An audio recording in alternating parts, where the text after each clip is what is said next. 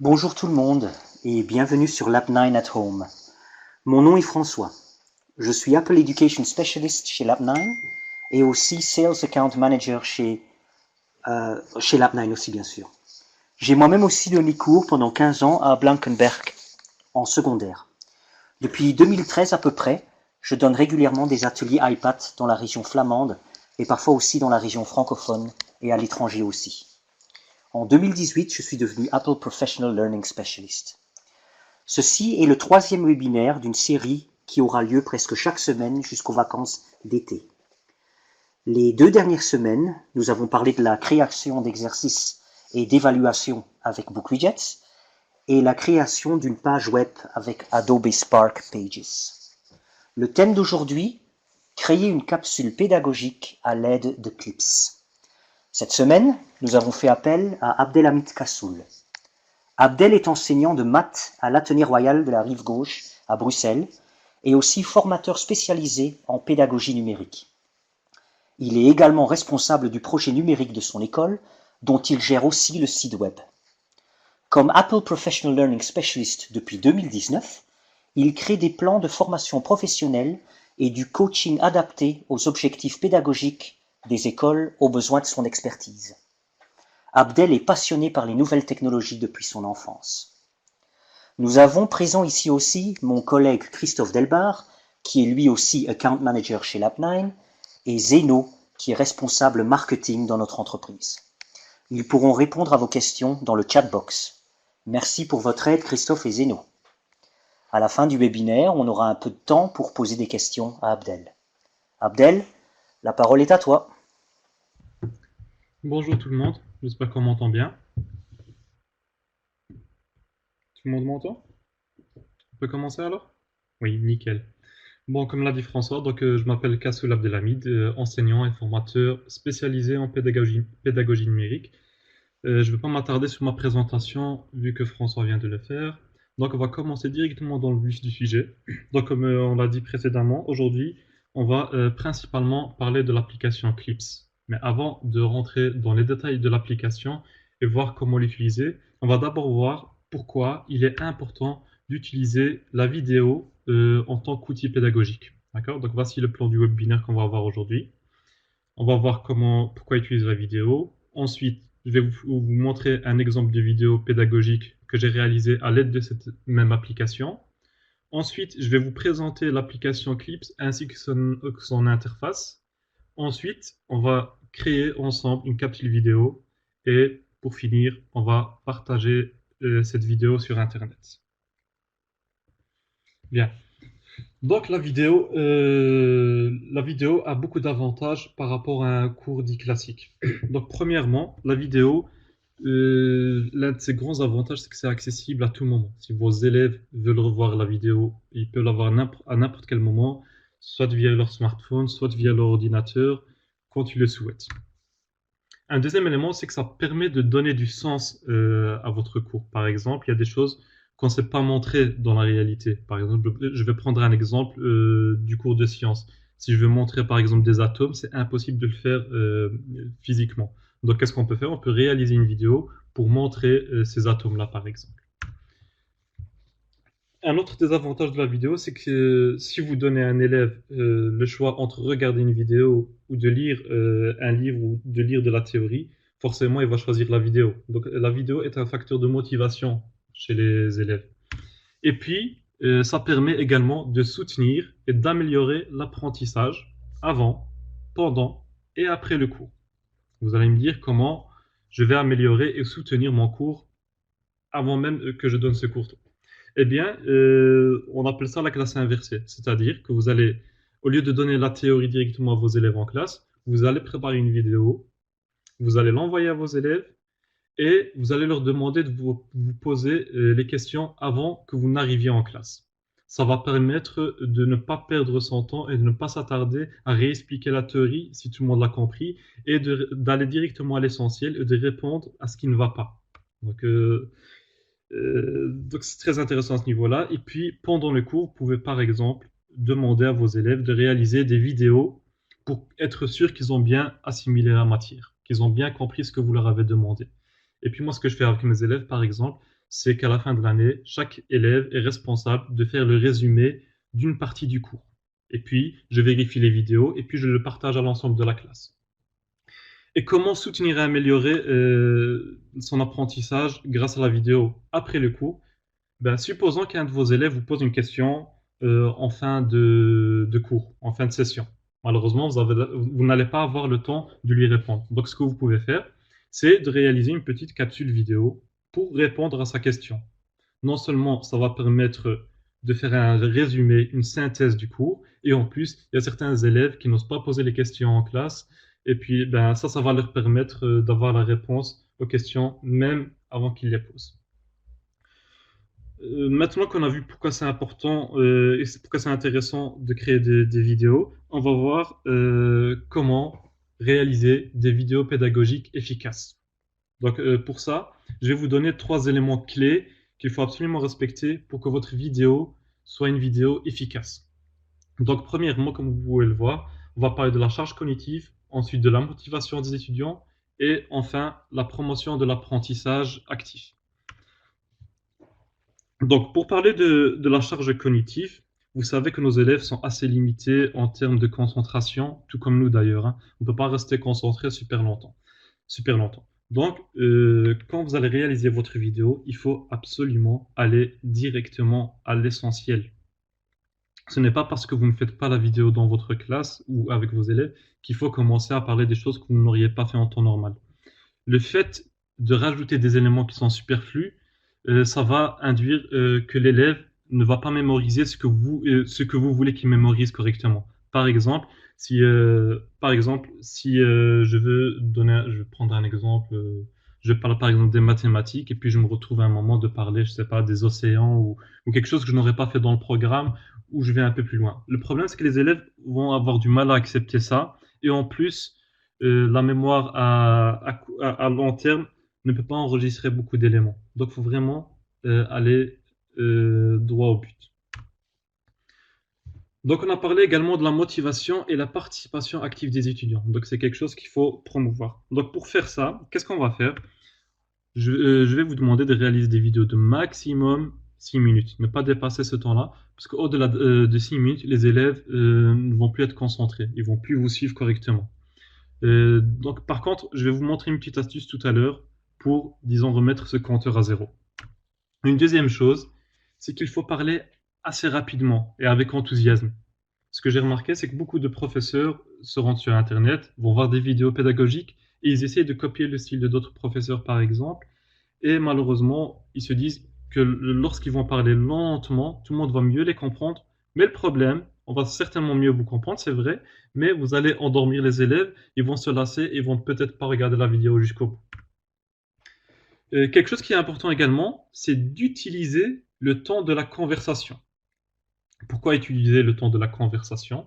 Si vous le faites, les élèves vont avoir l'impression que vous vous adressez directement à eux. Et donc, ils vont être plus impliqués dans cette vidéo-là. Et puis, un dernier élément, restez vous-même. Restez vous-même. Vous devez enseigner comme vous le feriez dans votre classe. Ne changez rien. Il ne faut pas prendre le style d'un autre professeur, il faut garder votre propre style. Comme ça, vous n'allez pas déstabiliser vos élèves et ils vont accepter plus facilement cette transition vers la vidéo.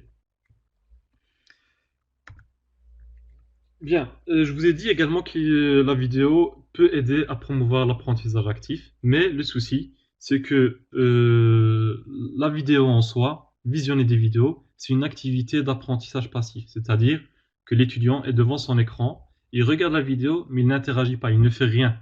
D'accord? Donc le problème avec ça, c'est que voilà, l'apprentissage passif, c'est pas ce qu'il y a de meilleur pour enseigner à nos élèves. Donc, comment faire pour rendre cet apprentissage actif? Eh bien, je vais vous donner 2 pistes pour le faire. Donc, la première des pistes, c'est poser des questions de guidage aux étudiants. Ça va les aider à mieux comprendre la matière. Et ensuite, une deuxième chose qui est super importante, c'est l'astuce dont je vous ai parlé tout à l'heure. Ça va permettre de réinitialiser le compteur des élèves, d'attention des élèves. Donc, intégrer des questions dans votre vidéo. Par exemple, vous êtes en train de réaliser une vidéo, vous faites une explication, vous vous arrêtez en plein milieu, vous posez une question pour être sûr qu'ils ont compris ce que vous avez déjà expliqué, et puis, comme ça va permettre de les faire réinteragir et ça va remettre leur compteur d'attention à zéro. Et donc à ce moment-là, vous pouvez reprendre avec eux. Et donc vous laissez un petit vide de 10 secondes, par exemple, dans votre vidéo, et ensuite vous affichez la bonne réponse. Donc voilà, on va passer à l'application Clips. Donc l'application Clips est une application iOS qui permet de réaliser facilement des vidéos originales avec des titres, des effets spéciaux, des graphismes et de les partager. Elle est disponible sur iPad et sur iPhone. Moi, on va privilégier aujourd'hui l'usage de l'iPad parce que voilà, c'est un peu moins fatigant pour les yeux, c'est un peu plus grand, c'est plus agréable de travailler sur un iPad, mais rien ne vous empêche de faire la même chose sur un iPhone. D'accord? Ce que je vais faire, c'est que je vous propose de vous faire visionner une vidéo que j'ai réalisée à l'aide de Clips, et ensuite on verra comment j'ai fait pour réaliser cette application à l'aide de l'application Clips. Donc je vous laisse observer. Hop.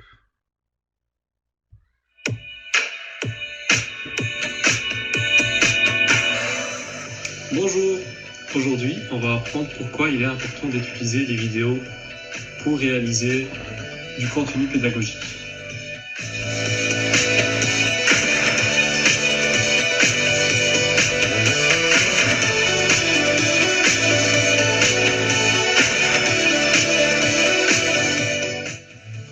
Maintenant que vous savez pourquoi il est important de réaliser des vidéos pédagogiques, voyons ensemble comment réaliser une vidéo pédagogique efficace.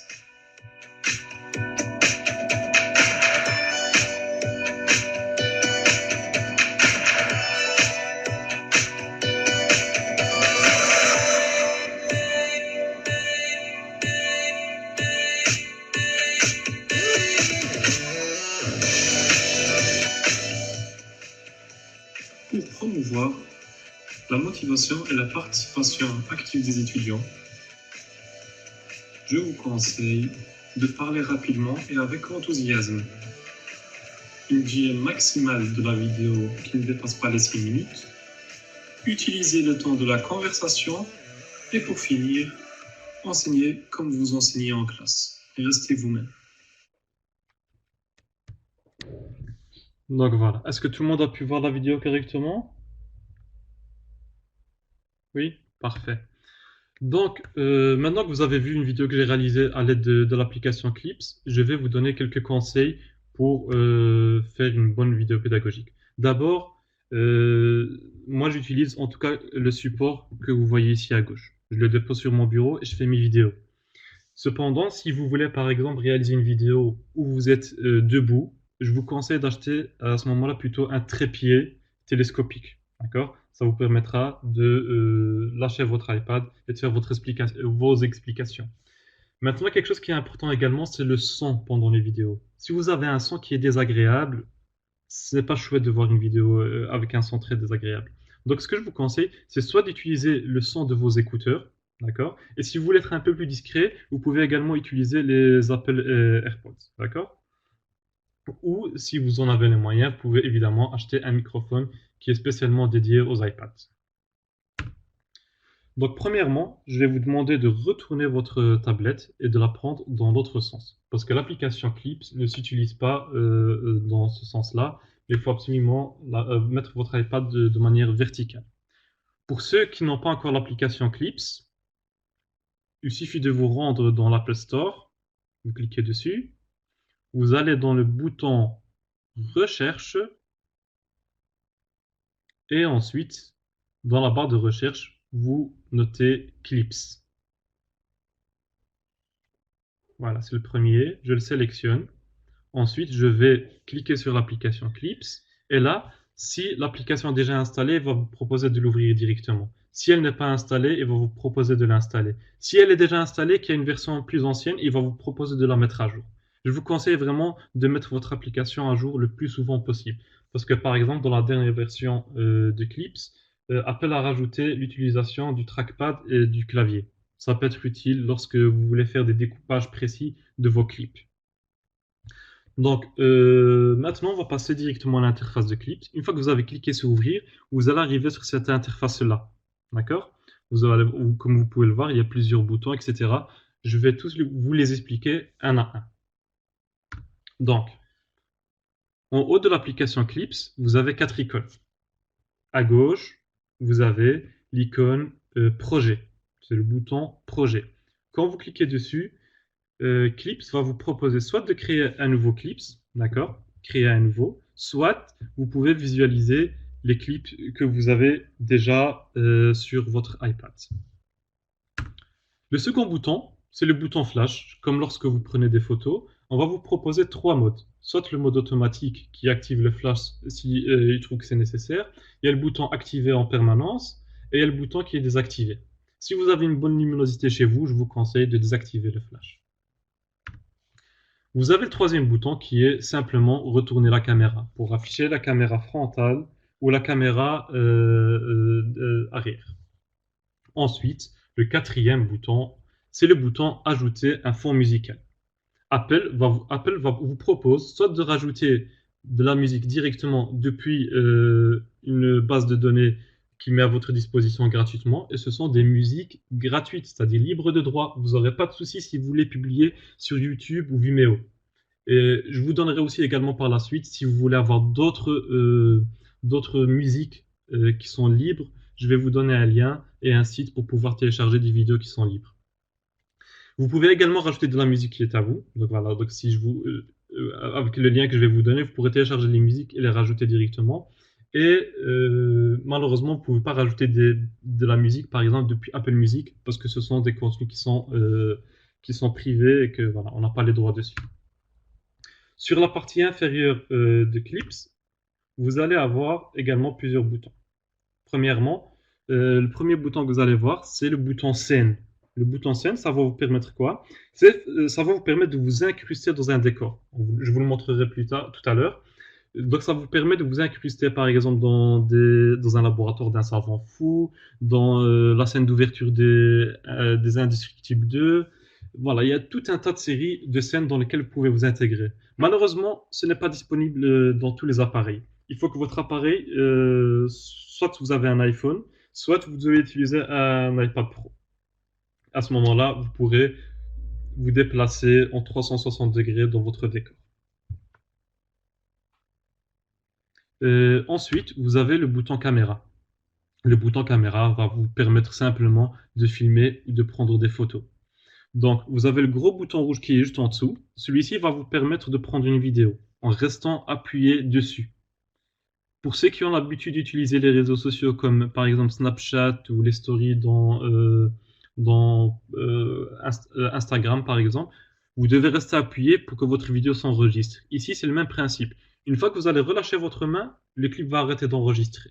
Cependant, vous pouvez contourner ça en restant appuyé sur le bouton et en le déplaçant vers le haut. Et donc là, à ce moment-là, le bouton va rester figé et donc vous pouvez continuer à vos explications ou faire des vidéos tout en lâchant vos mains. Ensuite, vous avez le bouton bibliothèque. Le bouton bibliothèque vous permet simplement de sélectionner une séquence vidéo, une photo dans votre bibliothèque. Et ensuite, quelque chose qui est très intéressant, ce sont les affiches. Donc une affiche, c'est quoi? Vous l'avez vu au début de ma vidéo, je l'ai mis en scène, c'est utiliser des affiches en plein écran avec des arrière-plans animés et du texte personnalisable. Ça permet de donner un air très professionnel à votre vidéo et c'est relativement simple à faire. Donc on va le voir ensemble aussi. Donc, vous avez ici le petit bouton en gauche avec la petite bulle avec des écritures. Ça s'appelle les titres live. Ça va vous permettre de générer automatiquement des sous-titres et des légendes à ce que